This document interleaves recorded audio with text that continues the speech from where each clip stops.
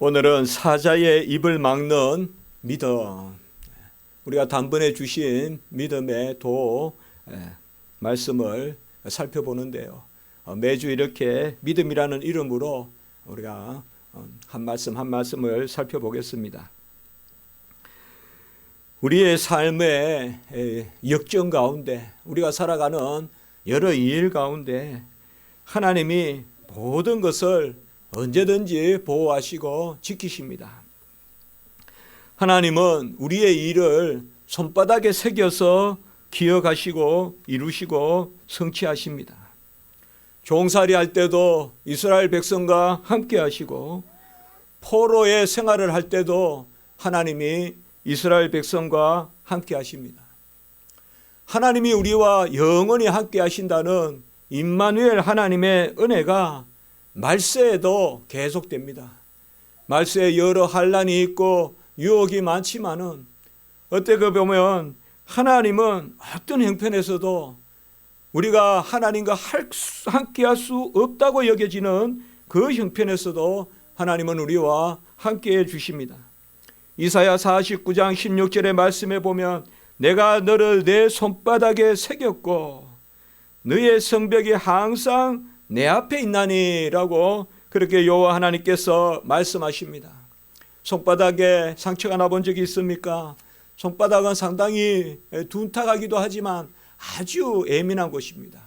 어떻게 보면 가장 뜨거운 것도 잘 잡는 게 우리 손바닥이지만은 가장 예민한 것을 촉감으로 느끼고 감촉하고 분별하는 것이 또한 손바닥입니다.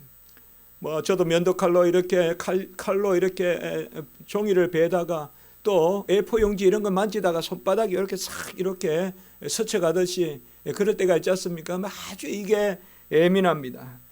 내가 너를 내 손바닥에 새겼고, 손바닥은 칼을 쥘 수도 있지만 손바닥은 아주 예민한 것을 분별하는, 그래서 하나님이 내가 너를 내 손바닥에 새겼다라고 그렇게 말씀하고 계신 것입니다. 하나님은 그의 백성이 바다 앞에 홍해 앞에 섰을 때도 그들을 손바닥에 두시듯이 그들을 헤아리시고, 그리고 불에 있던 사자 굴에 있던 하나님이 지켜주시는 것입니다. 어렵고 힘든 일이 많아도 하나님은 지금 역사하시면 eternal now, 영원히 현재로 계시는 분이 바로 하나님이십니다. 하나님은 과거에 내가 너를 보호하였으니 이제는 스스로 서거라 라고 말하신 적이 없습니다. 어제 하나님이 오늘의 하나님이고 오늘의 하나님이 영원한 나중에 하나님이 되시는 것입니다. 우리는 하나님의 백성의 삶을 살아갈 때 은혜의 중량을 헤아리는 버릇을 들여야 됩니다. 역경과 고난은 잘 무게를 다합니다. 내 일이 얼마나 힘들고 내가 얼마나 피곤하고 내가 얼마나 어려운가, 역경과 고난의 무게는 잘 달면서도 하나님의 은혜의 중량은 우리가 잘 다하는 버릇이 없습니다. 그러나 성도의 삶의 감사와 또 성도의 삶의 보람은 받은 은혜를 헤아려보라.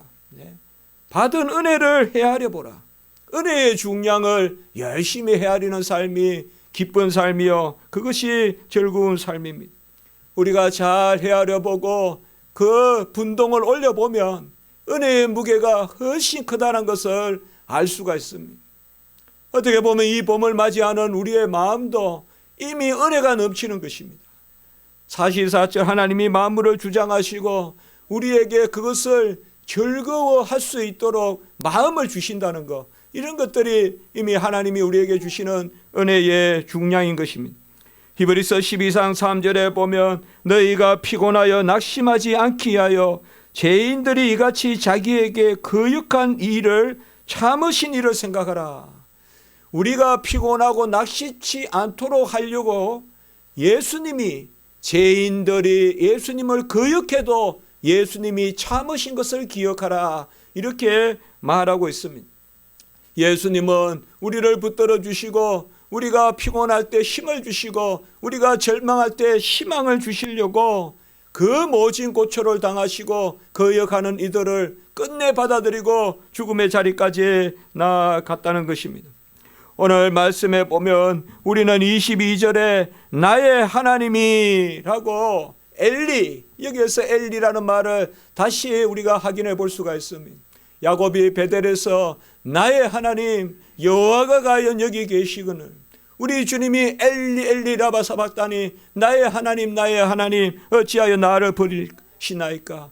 우리 주님이 나의 하나님이라고 부르시면서, 우리가 주보 천면에도 제가 글에서 우리 책의 것을 인용해 놓았지만은 엘리 엘리 라마 사박다니, 예수님이 나의 하나님, 그 예수님이 한 분 아버지를 부르면서 버림의 자리에 섰으므로 우리가 하나님을 나의 하나님이라고 부를 수 있게 하신 것이죠. 그래서 야곱이 하나님을 나의 하나님이라고 부르고, 오늘 다니엘이 나의 하나님이 사자의 입에서 나를 지켰도다 그렇게 말하니까 다리오 왕이 바로 다니엘의 하나님이 지키셨도다. 그래서 바로 하나님이 손바닥에 두고 기어가시듯이 하나님이 지키시는 것을 오늘 말씀을 통하여서 우리에게 알려주고 계시는 것입니다. 우리의 믿음이 세상 것을 누리고 세상 것을 받는 데 궁극적인 목적이 있다면 하나님은 그만큼만 채워주실 것입니다.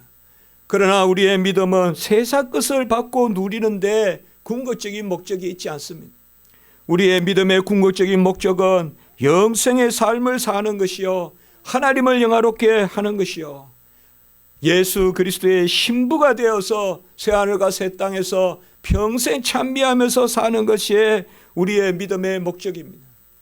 우리의 믿음의 목적이 보이지 않는 것에 있고 우리의 믿음의 목적이 아직 오지 않은 것에 있기 때문에 간혹 우리의 삶과 우리의 믿음의 목적이 부딪히듯이 보일 때가 많은 것입니다. 간혹은 모든 사람이 그렇다고 할 때 나 혼자 아니오라고 말을 해야 될 때도 있다는 것입니다. 세상의 철학은 공리를 쫓고 최대 다수의 최대 행복, 그것을 진리라고 이야기합니다. 마이클 샌델의 정의란 무엇인가, 그거죠. 우리가 여기 앞에 삼성 R&D가 있지만은 삼성 R&D가 종일 연구하는 것이 무엇이겠습니까? 정의가 아닙니다. 궁극적인 진리가 아닙니다. 최대 다수의 최대 행복, 공리, 많은 사람들이 만족하는 것, 그것을 추구합니다. 포로기에 다니엘과 그의 세 친구가 많은 사람을 만족시키는 그런 삶을 살았다면 다니엘과 세 친구는 끝내는 하나님 편에서 형통함을 보지 못했을 것입니다. 다니엘과 그 친구 세 친구 사드락, 메삭, 아벳느고, 이 네 사람은 이스라엘이 망할 때 느부갓네살이 특별히 똑똑하다고 살려서 교육을 시킨 사람들이에요. 3년 동안 교육을 시켜서 바로 식민지 그 지배하는 것에 사용하려고 했던 사람들이 바로 다니엘과 세 친구예요. 우리도 일제시대 때 보면 을사오적이니 뭐 그런 게 있지 않습니까? 아주 똑똑한 사람들이에요. 똑똑한 사람들이에요. 그래서 일본에서 우리나라 와가지고 유학도 시켜주고 뭐 이런 식으로 해가지고 훈련을 시켜서 식민지 지배에 사용하려고, 다니엘의 세 친구가 바로 그런 사람들이에요. 그런데 그들이 잘못 선택한 거예요. 다니엘과 세 친구는 말씀에 보면 학문이 뛰어나고 서적을 많이 알고 아주 이 사람들이 명민했던 사람들이에요. 특별히 다니엘은 그다가 꿈과 이적, 기적, 이상을 해석할 수 있는 사람이었다라고 이렇게 성경에 나와 있어요. 이 다니엘과 세 친구를 바벨론 사람들이 잘못 선택한 거예요. 느부갓네살이 잘못 선택한 거예요. 그들은 학식이 있고 그 당시에 천지의 어떤 꿈을 해석하고 그런 것을 잘했을 뿐만 아니라 그들이 알지 못하던, 이방 사람들이 알지 못하던, 그들에게는 하나님을 믿는 믿음이 있었어요. 이 다니엘과 세 친구는 믿음이 아주 뛰어난 그러한 사람들이었어요. 그래서 끝내 다니엘은 총리 셋 중에 한 명이 되었고 그 중에서도 가장 뛰어난 총리가 되었어요.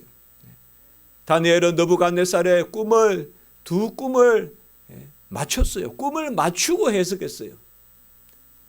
다른 술사들은, 다른 점술가들은 왕이여 꿈을 이야기해 주시옵소서. 그러면 우리가 해몽하겠나이다.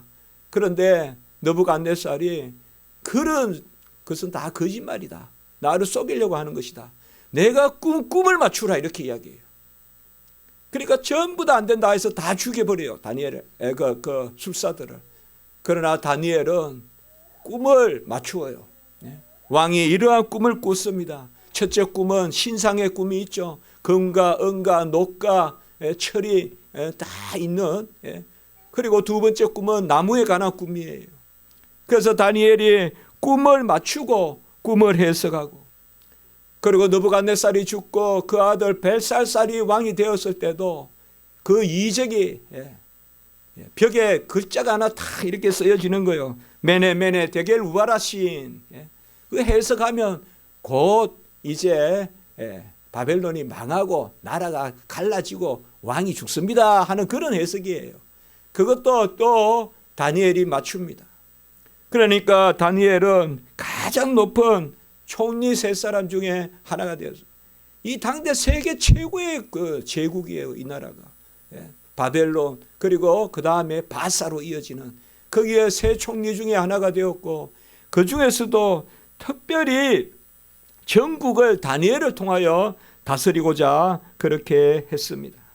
다니엘의 삶을 보면 우리가 특별히 다니엘은 믿음을 가지고 삶을 살았다는 것을 볼 수가 있습니다. 일을 앞세우지 아니하고 어떤 결과를 앞세우다기보다 내가 믿음으로 기뻐하고 믿음으로 준비하고 믿음으로 판단하는 그러한 삶을 다니엘이 살았던 것을 볼 수가 있습니다. 항상 믿음을 중심에 두고 살았습니다.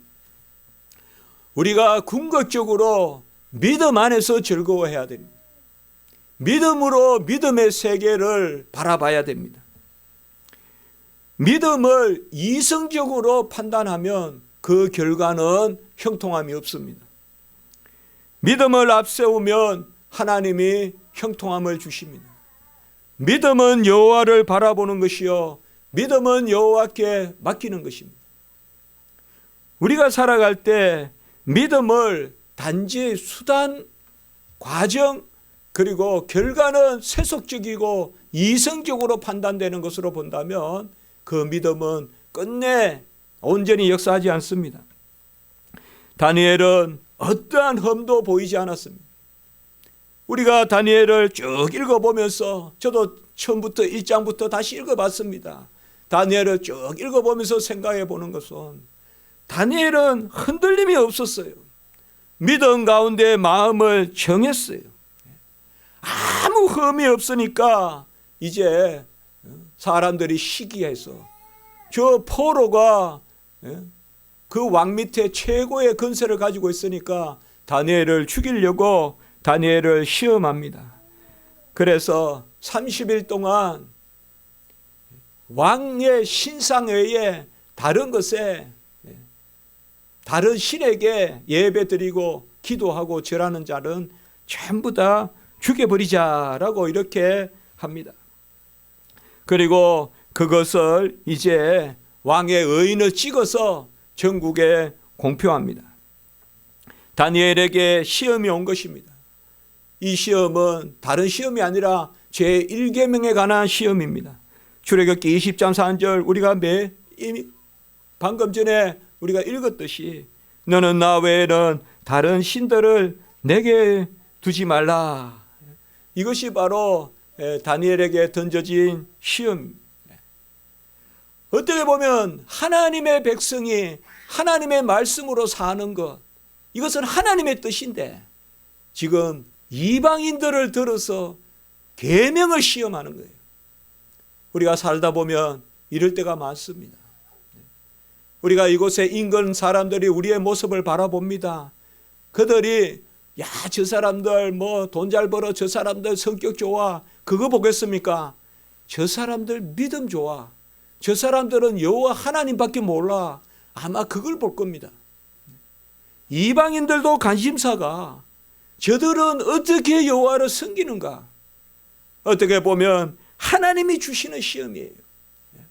이방인들이 다니엘을 죽이려고 지금 시험하지만 무슨 다니엘이 산법이 뛰어나고 셈법이 뛰어나고 다니엘이 무슨 점성술이 뛰어나고 그런 것을 가지고 시험하는 것이 아니라 다니엘의 믿음을 가지고 그것도 제1계명을 가지고 너는 내 하나님 외에는 나 외에는 다른 신들을 내게 두지 말라.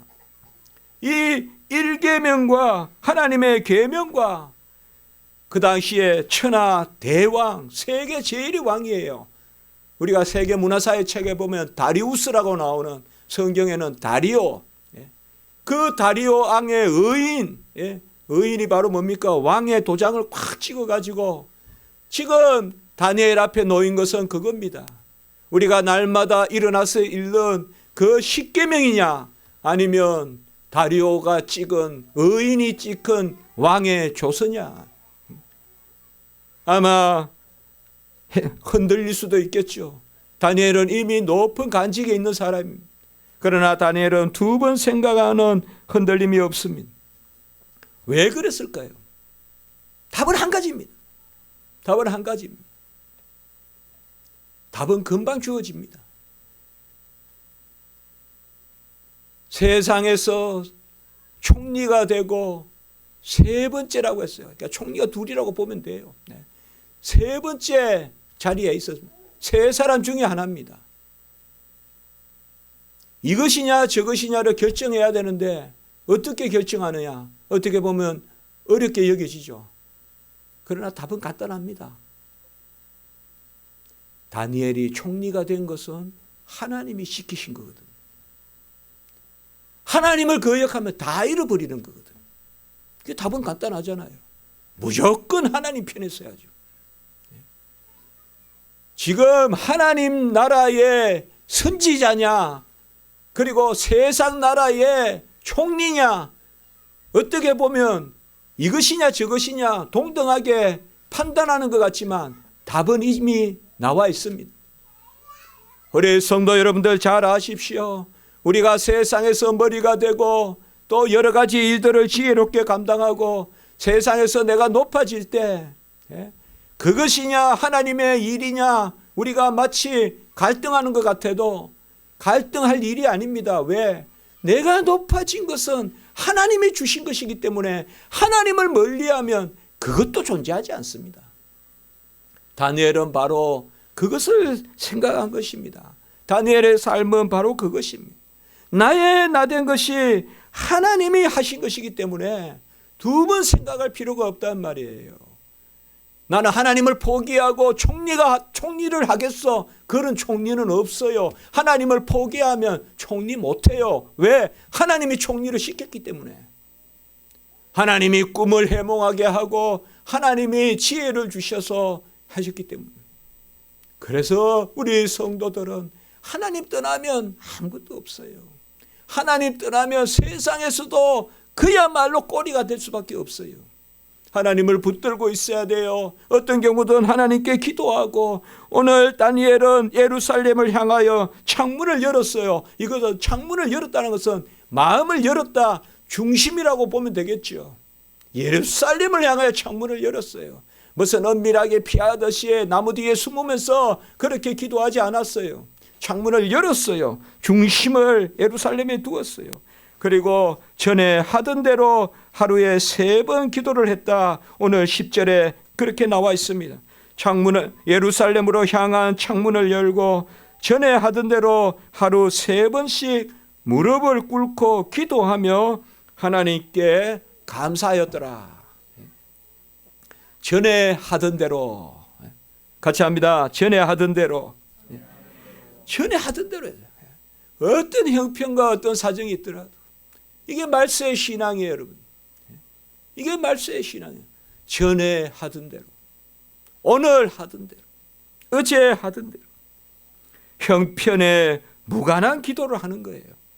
형편에 무관한 감사를 하는 거예요. 하루 3번씩 무릎을 꿇고 기도하며 그의 하나님께 감사했더라. 전에 하던 대로 형편에 무관하게 기도하고 형편에 무관하게 감사하는 거예요. 그래서 범사에 감사하고 쉬지 않고 기도하고. 그 말과 똑같은 거예요. 쉬지 않고 기도하고 범사에 감사하는 그러한 모습을 보여주었습니다. 우리는 어려우면 당연하게 기도할 거라고 생각하지만 진짜 어려우면 기도도 하지 않는 경우가 있습니다. 진짜 어려우면 그 어려운 형편을 모면하고 기도하자. 사자가 나를 쫓아오면 일단은 내 방법으로 사자를 물리쳐 놓고 그 다음에 기도해보자. 그런 마음이 우리 가운데 있습니다. 이것은 바로 우리가 하던 대로가 없어서 그래요.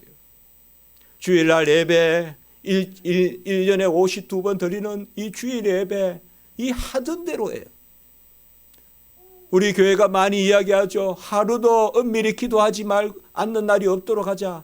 날마다 은밀히 기도하자. 하늘 문을 열자. 하늘의 사닥다리에 오르락 내리락 하는 천사들의 도움을 받아 기도하자. 엘리, 여호와 하나님이 우리 집에 계시거늘, 우리 가정에 계시거늘, 우리 직장에 계시거늘, 이 하던 대로가 있어야 돼요. 갑자기 안 돼요, 여러분들. 갑자기 안 돼요. 스피리추얼 워리어, 영적인 전사는 버릇이 있어야 돼요. 버릇이 있어야 돼요. 평소에 깨어서 손으로 물을 받아 먹는 300용사는 하나님이 쓰시지만 평소에 그냥 물을 그냥 물이다 싶어 그냥 전쟁도 잊어버리고 물 먹는다고 고개를 쳐박고 샘에 물을 대고 있으면 누가 하루 쏘면 어떡할 거예요? 그런 2만 용사는 필요 없다 이거예요. 저는 우리 교회 십자가지기 교회 우리가 지금 우리 성도님들 저는 300명이라고 생각해요. 300용사라고 생각해요. 바로 형편에 무관한 기도를 드리고 형편에 무관한 감사를 했습니다. 상황과 환경이 내 마음을 앗아가고 절박함이 있을수록 더욱 여호와를 의뢰하는 다윗이 진실로 여호와의 살아계신과 내 생명을 두고 맹세하오니 같이 합시다. 나와 죽음의 사이는 한 걸음뿐이니라. 사무엘상 20장 3절이에요. 제가 왜 이것을 같이 읽고자 하는가 하면 이 절박함이 다윗을 만들었어요. 이 절박함이 있어야 돼요. 나와 죽음 사이에는 한 걸음뿐이니라. 끊임없이 사울이 쫓아와서 다윗을 죽이려고 하는 이 다윗의 절박함이 있었기 때문에 우리의 삶에는 절박함이 있어야 돼요. 절박함이 있어야 돼요. 슬퍼하며 울며 떨지어다. 우리가 하나님 앞에서 절망하라는 거 아니에요. 의심하라는 거 아니에요. 우리의 마음은 원이로 돼 육신이 연약하고 이러한 우리의 모습, 우리의 형편, 지금 우리 사회의 모습, 이게 절박함이에요. 나와 죽음 사이에는 한바탕 한 걸음밖에 되지 않으니 그것이 바로 다윗이 가진 모습입니다. 다니엘은 전에 하던 대로 기도했습니다. 에스겔서에 보면 에스겔 14장 14절에 보면 믿음의 세 인물이 나옵니다. 우리 신학교 때 시험에도 잘 나오는 문제인데 노아와 다니엘과 욥 이렇게 세 인물이 나옵니다.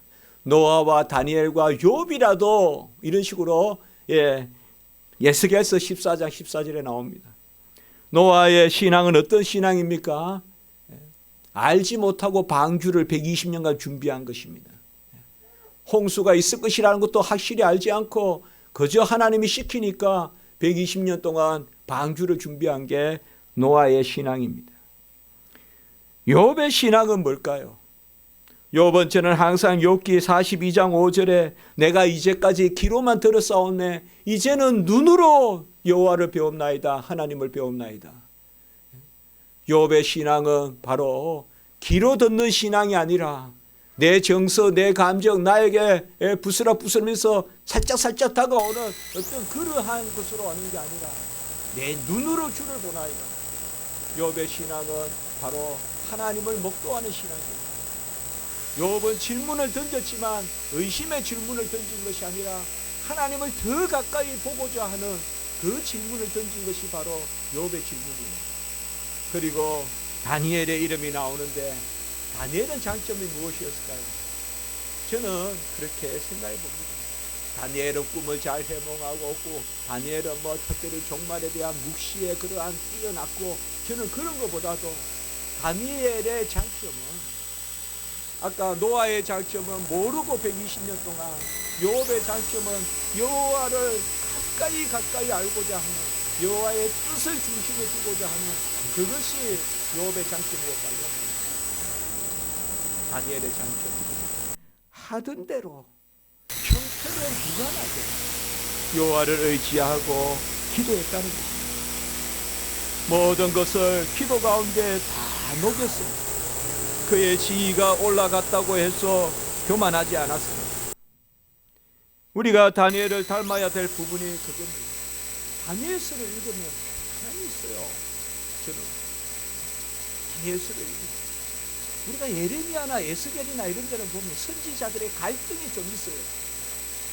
그래, 예레미야 선지자, 에스겔 선지자, 이사야 선지자도 그렇잖아요. 내 입술은 부정하다.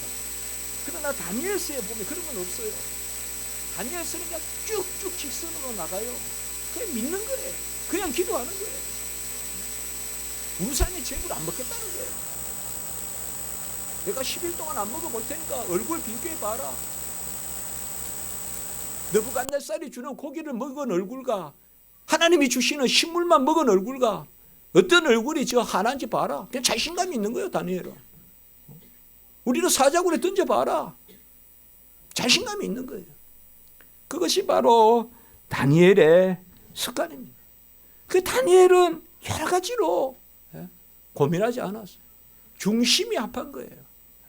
오히려 어려울 때, 오히려 핍박이 있을 때, 오히려 다리오 왕의 의인이 찍힌 조서가 내려져서 다른 신을 섬기지 말라, 다른 신을 섬기지 말라고 하는 게 여호와를 섬기지 말라는 거잖아요, 다리오 입장에서는. 그러나 오히려 예루살렘을 향하여 창을 열고 무릎을 꿇고 하루에 3번씩 기도했다는, 이것이 바로 다니엘의 신앙입니다. 그의 지위가 높아져도 그대로 기도했습니다.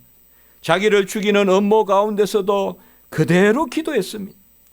자기 자신의 상황이 변해서 높아져도 기도했습니다. 주변의 상황이 변해서 위기에 처했어도 그대로 기도했습니다. 같이 합시다. 전에 하던 대로 그대로. 그러면 돼요. 그게 순교의 신앙이에요. 전에 하던 대로 그대로 기도했어요. 이 그대로 기도하신 분이 누굽니까? 우리 주님이세요. 습관대로 산에 올라가서 잡히시던 밤에 기도하셨어요. 기본 내를 지나서, 그게 예루살렘에 흐르는 내를 지나서 바로 겟세마네 기도죠. 주님도 하던 대로 기도하신 거예요. 로마 병정이 오늘 잡으러 오고, 우리 벌써 주님은 다 바라보고 계시잖아요. 서기관과 대제사장들에게 팔려서 죽으시고 부활하시고 다 수단을 3번이나 예고하셨잖아요. 그날 잡히시던 밤을 아셨잖아요. 내로라 하면서 가룟 유다한테 잡혀가시잖아요. 성찬을 제정할 때 지금 떡에 손을 대던 저 사람이 나를 판다, 벌써 우리 주님이 다 아셨잖아요. 그래도 주님은 뭐예요? 하던 대로. 하던 대로. 난리예요, 주변은. 난리예요. 그러나 우리도 그거에 따라서 이렇게 저렇게 하지 말고 하던 대로. 이러한 다니엘과 반대되는 사람이 사울왕이에요. 다니엘은 높아졌어도 겸손했고 어려운 일을 당했을 때 기도했다면, 사울왕은 높아지니 교만했고 어려운 일을 당하니 무당을 찾았어요. 이게 사울왕이에요. 미쳐버리는 사울왕입니다. 제가 오늘 새벽에 그런 말씀을 드린 적이 있어요. 야곱이 20년 밧다나람 가서 생활하면서 무엇을 배웠느냐? 기도하는 거 배웠다. 20년간 밧다나람에 가서 온갖 거짓에 속아서 20년 동안 그렇게 양을 치고 했지 않습니까? 거기에서 뭘 배웠냐 야곱이? 돌아올 때 약복강에서 뼈가 빠지게 기도하는 거예요. 한도 뼈가 위골되도록 기도하는 모습을 볼 수가 있잖아요. 이것이 바로 다니엘의 모습입니다. 왕은 다니엘로 인하여 감화를 받았습니다. 오늘 16절의 말씀에 보면 내가 항상 섬기는 너의 하나님이 너를 구원하시리라. 여기도 우리가 한번 보세요. 항상 섬기는. 오늘 우리가 말씀에서 다니엘을 통하여 제가 아까 말씀드렸죠. 하던 대로 그 다음에 항상 섬기는, 이거 다리오 왕도 인정하는 거예요. 내가 항상 섬기는 너의 하나님이 너를 구원하시리라. 두 번이나 나와요. 오늘 읽었던 20절에도 이제 사자굴에 집어넣고 죽었는지 살았는지 확인하러 왔을 때도 이 다리오가 그렇게 이야기하는 거예요. 내가 항상 섬기는 내 하나님이 너를 구원하시리라. 이렇게 말씀하고 있습니다. 이 다리오 왕은 다니엘을 알았어요. 다니엘의 하나님을 알았어요. 그래서 할 수 없어 다니엘을 사자굴에 집어넣고 그 앞에 돌로 그 입구를 막고 그 위에 왕의 도장과 귀족들의 도장을 찍어서 딱 굴에 밀봉해 해놨어요. 끝난 거 아니에요? 안에서 앉으니 그냥 사자밥이 되는 거겠죠. 그렇게 했지만 다리오는 다니엘이 죽지 않으려는 그런 생각을 한 거예요. 오늘 18절의 말씀해 보세요. 어떻게 보면 이 말씀이 상당히 18절의 말씀은 상당히 우리에게 낯설 수 있습니다. 18절의 말씀에 보면 오늘 읽지 않았지만은 그 바로 앞에 다리오 왕이 다니엘을 사자굴에 집어넣고는 밤이 새도록 금식하고 오락을 거치고 잠자기를 마다했다 이렇게 나옵니다. 얼마나 다니엘이 잘 믿었으면 그 다리오 왕이 밤이 새도록 금식하고 오락을 거치고 유의를 즐기지 않고 잠을 자지 않고 기도했다. 이렇게 나와 있는 것이 있습니다. 나와 있습니다. 이 말씀이. 여러분, 다니엘의 사자굴은 무엇일까요? 하나님이 다니엘에게 무조건 시련을 주신 것입니까? 아닙니다. 다니엘은 사자굴에서 보호를 받았습니다. 오히려 그에게 모함했던 사람들, 그 가족과 함께 다 집어넣어서 죽였습니다. 그들은 떨어지기가 무섭게 어떻게 보면 몸이 땅에 닿기도 전에 그대로 사자가 덮치가 죽여버렸어요. 오늘 말씀 읽었습니다. 우리. 주의 백성에게 시련이 있는 듯 하지만 그 사자는 다니엘을 삼키려는 사자가 아니라 다니엘을 대적하는 사람들을 삼키는 하나님이 그 시험을 준 겁니다. 사드락 메삭 아벳느고 그들은 신상에 절하지 않았습니다. 그래서 불 속에 집어넣었습니다. 그런데 불 속에 왕이 보니까 세 사람을 집어넣었는데 네 사람이 돌아가면서 춤을 추고 있어요. 성자 예수 그리스도 하나님의 아들이 그들을 돌보고 계신 것입니다. 불을 7배나 두껍게 해서 집어넣었습니다. 보통 평소에 태워 죽이는 그 불보다 7배나 더 두껍게 해가지고 집어넣었는데도 그곳에서 춤추고 있다 이 말이에요. 그리고 그들을 건져내고 다른 사람들 집어넣으니까 다 타 죽었어요. 심지어 집어넣으려고 다니엘의 세 친구를 집어넣으려고 불 옆에 갔던 사람도 다 죽었어요. 우리가 이것을 잘 생각해야 됩니다. 하나님의 백성에게 닥치는 시련은 하만이 에스더와 모르드게를 죽이려고 장대를 마련했지만 그 장대에 하만이 걸리는 거예요. 이스라엘 백성의 여정 앞에 홍해가 가로막고 있지만 우리가 첫 생각으로는 첫 마음으로는 그 홍해 때문에 이제 이스라엘 백성이 죽었다고 생각하기 쉽지만 하나님의 뜻은 그의 백성을 수몰시키려는 것이 아니라 그의 백성을 쫓아오는 애굽의 기병을 그 물속에 다 집어넣으려고 홍해를 앞에 두신 것입니다. 우리가 세상에 살아갈 때 이 믿음을 가져야 돼요. 하나님이 큰 일을 행하실 때 하나님은 흑암의 세력을 제거해야 되기 때문에 십자가를 주시는 거예요.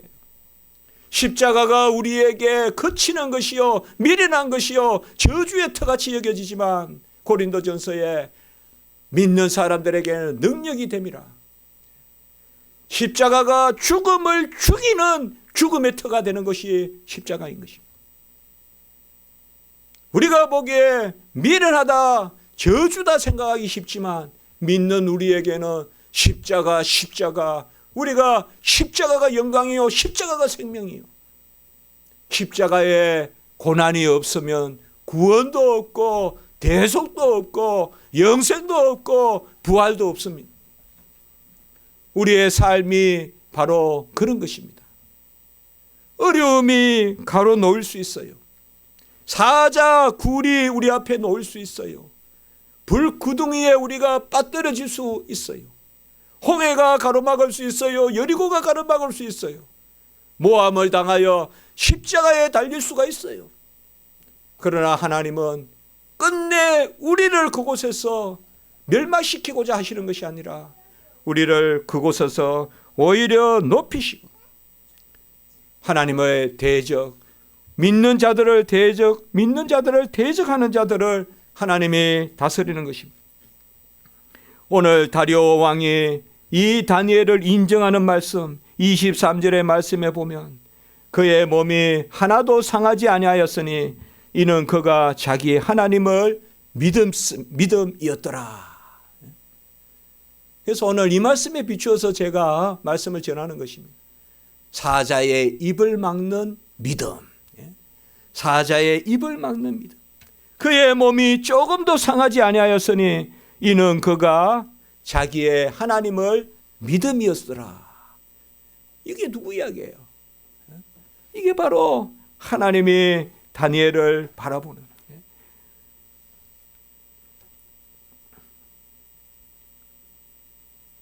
다니엘은 하나님을 믿었습니다.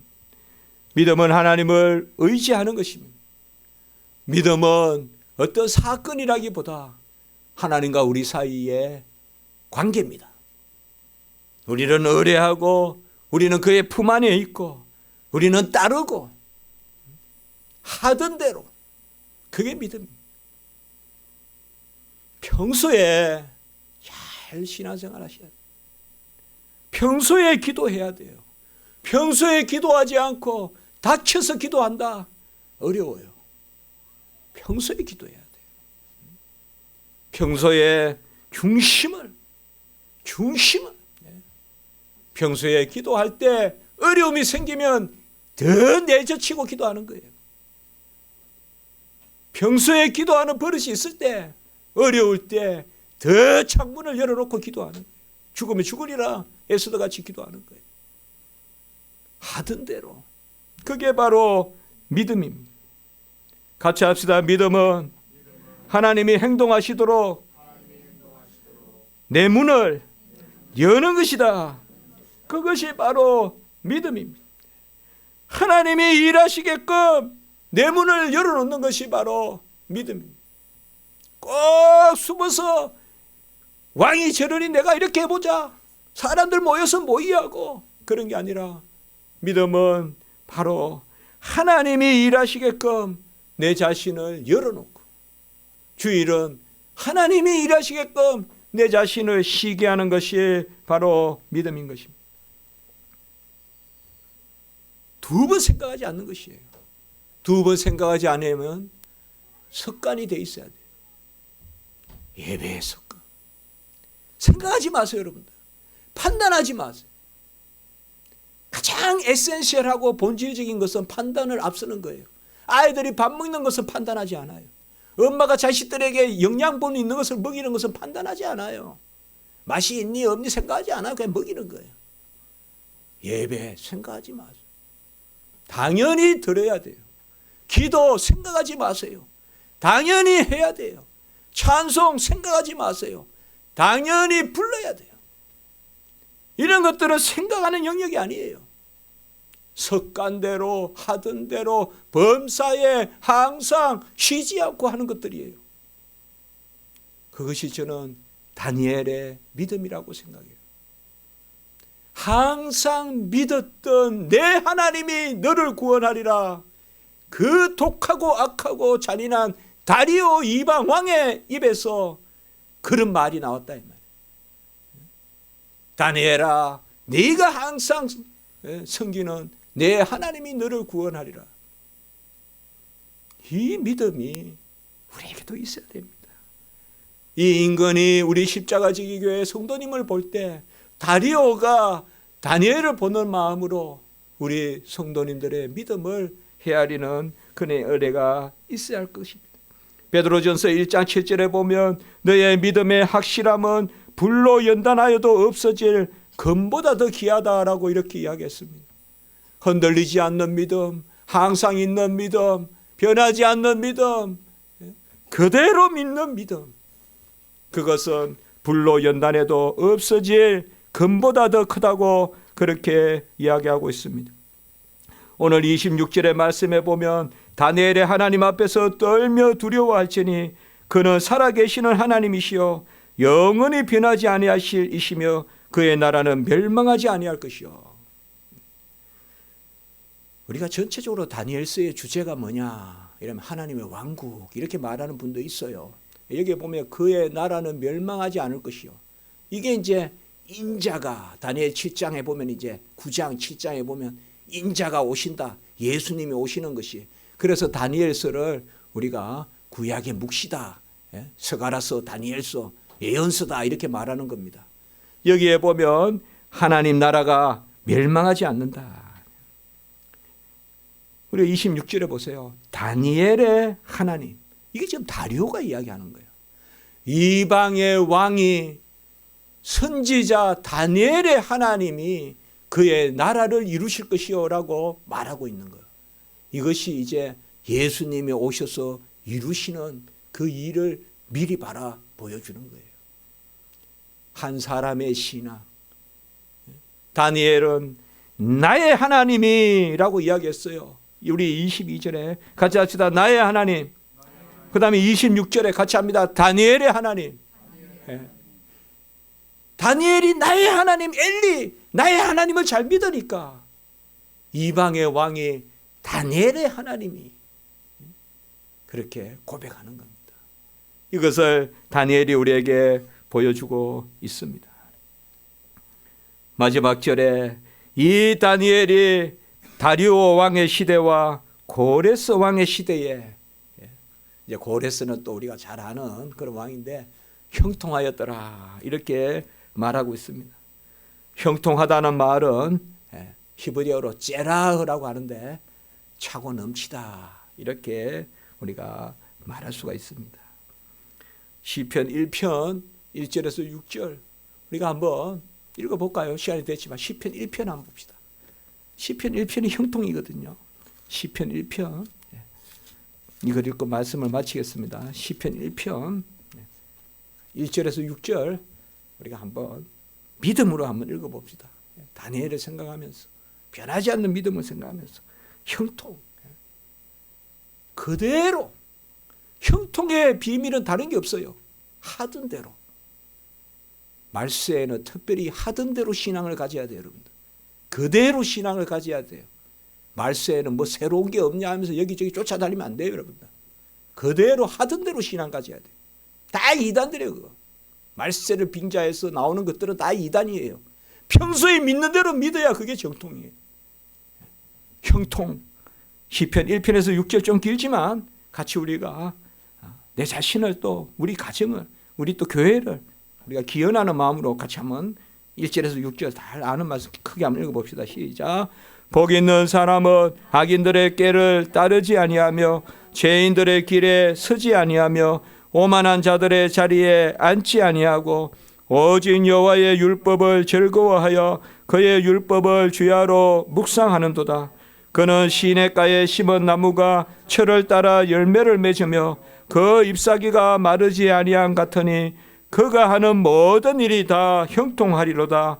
악인들은 그렇지 아니하며 오직 바람에 나는 겨와 같도다. 그러므로 악인들은 심판을 견디지 못하며 죄인들이 의인들의 모임에 들지 못하리로다. 무릇 의인들의 길은 여호와께서 인정하시나 악인들의 길은 망하리로다. 이 말씀만 잘 붙들어도요 세상에서 머리가 돼요. 악인들의 편에 서지 마세요. 의인들, 말씀을 묵상하는 자들에게 주야로 형통함을 준다. 제가 다니엘서를 보면서 이 시편 1편을 떠오른 것은 어떻게 보면 이게 너무 말씀이 시편 1편이 시절을 쫓아가시려면 그것이 바로 뭐예요? 오만한 자의 자리에 앉지 아니하고 죄인의 길에 서지 아니하고 그러면 세상에서 다 우리 성도님들 머리 대요. 끝내는 하나님이 죄인들 악인들은 겨와 같이 흩으신다는 거 그렇게 알면 끝내는 우리가 선한 자리에 서거든요. 기도드리겠습니다. 거룩하고 자비로우신 하나님 아버지, 다니엘의 믿음 그대로 항상 섬기는 하나님 아버지여, 그 믿음을 저희들에게 주시고 변하지 않는 믿음 가운데서 평소 항상 쉬지 않고 기도하고 감사하는 그 신앙 가운데 어려울수록 예루살렘을 향하여 문을 열어 제치듯이 우리는 십자가를 향하여 어려울수록 문을 열어 제치는 그러한 저희들이 될 수 있도록 인도해 주시옵소서. 예수님의 이름으로 기도드리옵나이다. 아멘.